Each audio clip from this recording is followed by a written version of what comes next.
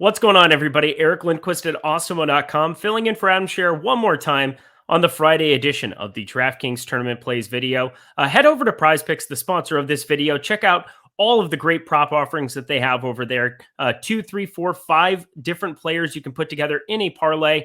Play them, get up to 10x your entry fees, plus get 1 free month of Awesemo Plus Platinum when you sign up over at Prize Picks and playing anything there. So want you guys to check out that space. It's a fantastic site. I know you'll enjoy playing over there as much as I do. But let's get to my DraftKings picks here. I've got 5 plays that are all 15% or lower owned.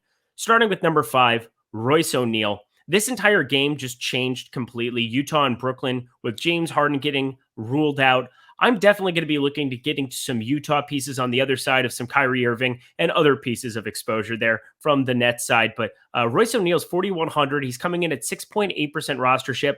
I don't know what the status of Hassan Whiteside and Clarkson are going to be in this spot, but Rudy Gay got added to the injury report as well. If Rudy Gay does not play, I want to be rostering some Royce O'Neil purely because of those minutes. He could play upwards of 40 minutes, and despite being a terrible 0.7 DraftKings points per minute guy, getting exposure to him just makes a lot of sense, especially with all the Nets we want to play in that late night game. Looking at LaMelo Ball, 9,600, 9.7% rostership. He's number 4 for me.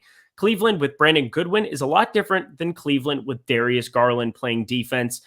Ball is a 1.4 DraftKings points per minute player. He's finally priced up somewhat to 9,600, but I've paid over 10K and been just fine with it, especially in that 2021 season. So I'm looking at LaMelo Ball being a guy we should definitely be rostering. His rates go down a little bit with Gordon Hayward off the floor. He goes from about 1.38 to about 1.33, but the minutes kind of go up a little bit for everybody. They get spread out across that starting 5, with Kelly Oubre as well to the bench. So a number of these guys getting a couple extra minutes, I think that makes it a little bit of a moot point. So a sub 10% LaMelo Ball, definitely intrigued getting there. Number 3, I'm looking at CJ Ellaby. We just got word that the Blazers traded both Norman Powell and Robert Covington. So I'm seeing Portland going to be a very popular piece of value that we're looking at in the late night hammer tonight against OKC. And with no Aaron Wiggins, a lot of OKC pieces that are going to be popular in that game as well. But I think most people are going to roster Ben McLemore, and I expect him to be the guy who gets the start along with Tony Snell, who I have no interest in, even though he's the floor as well. But CJ Ellaby is actually the better DraftKings points per minute producer. He's not on the injury report after being out the last couple games. He's a 0.81 DraftKings points per minute player as opposed to McLemore's 0.77.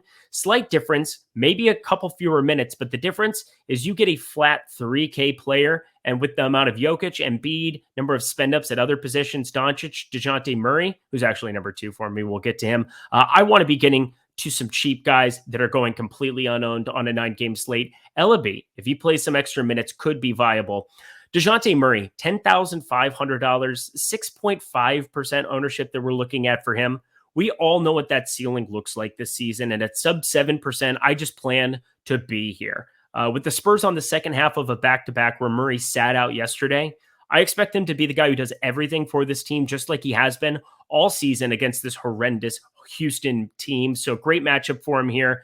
He actually, the Spurs actually lead the entire slate in implied team total at, I believe it's like 119.5. So we're looking at a massive implied team total here for the Spurs. Might even go up a little bit more. I could see that happening here before lock, but I want to be targeting some lower owned spend ups. DeJounte Murray as opposed to like Trae Young. I like him as well. DeJounte Murray going to be a major target for me.